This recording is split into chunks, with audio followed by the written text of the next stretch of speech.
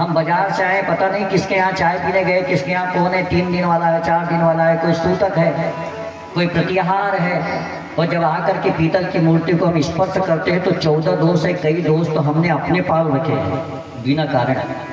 पुराने लोग भगवान की पूजा दूर से प्रणाम करते थे, लेकिन उनका मन पवित्र होता था, उनके मन में कोई छल कपट नहीं होता था, तो एक अगरबत्ती पर उनको फल मिल जाता था। आज मालाएं घुमा रहे फिर भी फल नहीं मिलता। विचार करना, इसलिए ध्यान देना। घर में देवता भी रखो तो थोड़ा नियम संयम से रखो। उनका एक रूम, एक कमरा अलग कर दो। स्नान करने के बाद जाओ, दर्शन करो, पूजन करो और कुछ देर वहाँ सात्विक चर्चा करो और फिर दरवाजा लगा दो। शाम को सूर्यास्त के बाद नियम बनाओ कि दिन का भोजन कैसे भी कर लेना मेरे भाई बहन। छोटे छोटे सूत्र दे रहा हूँ आपको। दिन का भोजन कैसे भी कर लेना, पिता अलग जाए, भाई अलग जाए, बेटा अलग जाए, पति अलग जाए, चलेगा। पर जब शाम का भोजन हो तो भले 7 नहीं 8 बजे करना, पर पूरा परिवार इकट्ठा हो जाना और सबको साथ में बिठा करके भोजन करना। हम लोग बिछड़ते जा रहे हैं, हम लोग टूटते जा रहे हैं, हम लोग कथाएं सुन रहे हैं, कथा जरूर करवा रहे हैं, मंदिर बनवा रहे हैं, सब कुछ हो रहा है, लेकिन एक थाली में भोजन नहीं कर रहे हैं। और वो कुछ नहीं कर रहे, दिन भर ठेला चला रहे हैं, दिन भर इधर उधर नौकरी कर रहे हैं, पर 25-25 एक थाली में भोजन कर ले तो उनका प्रेम बढ़ रहा है। और हम भाई का भाई झूठा नहीं खा रहे। मत खाओ झूठा, पर एक साथ बैठ करके अलग अलग थालियों में तो भोजन करो। उससे एक दूसरे के प्रति सम्मान बढ़ेगा, एक दूसरे के प्रति प्रेम बढ़ेगा। जब घर का मुखिया पिता कहेगा अरे बड़ा नहीं आया, कहाँ है, उसको बुलाओ भैया को, हम सब साथ में बैठ करके भोजन करेंगे। और जिस दिन आप नहीं रहोगे तो वो बेटों को मजबूरी में कहना पड़ेगा कि पिताजी कहाँ हैं, उनको बुलाओ, तब भोजन करेंगे। घर की बहुएं देखेंगी तो बहुओं में भी संस्कार आएगा कि हमारे कुल और हमारे गोत्र और हमारे परिवार की ये आन बान और शान है कि सब मिलकर के भोजन करते हैं। अब तो पलंग पर अपनी अपनी कहने में भी थोड़ा सा अच्छा नहीं लगता। अपने अपने रूम में खा रहे हैं, अपनी अपनी थाली ले जा करके खा रहे हैं। कोई पूछने के लिए तैयार नहीं 60 साल की माँ से कि तूने भोजन किया कि नहीं किया। और फिर कहो कि कथा सुना, क्या कथा। अब तो वथा है। और हो सके गांव गांव की कथा है, घर घर की कथा है। मैं अपनी कथा कह रहा हूँ, आपकी नहीं कह रहा हूँ।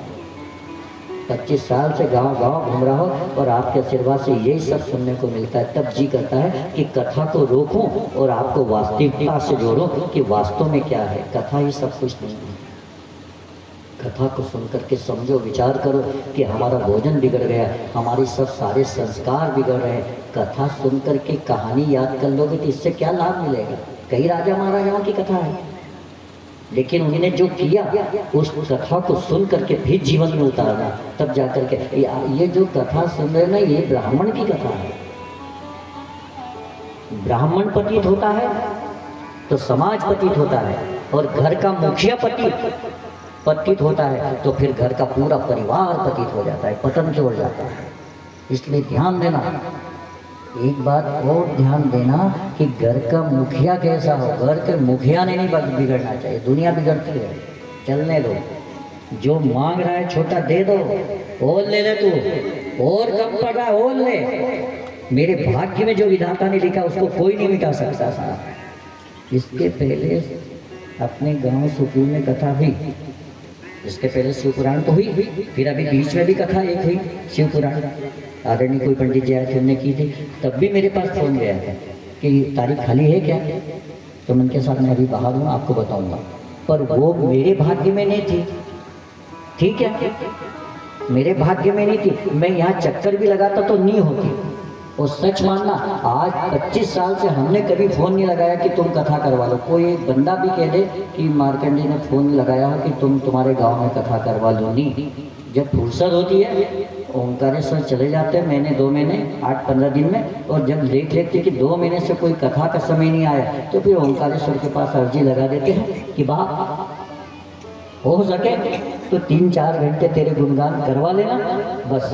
और उसके पास अर्जी लगे 2-4-8-15 दिन में से कैसे न कैसे खबर आ जाती है। पर हमने कभी गांव में दौड़ नहीं लगे, न कभी किसी यजमान को कहा कि तू कथा करवाना। विचार कर, अपने आप सब कुछ मिलेगा, भाग्य में जो लिखा हुआ है।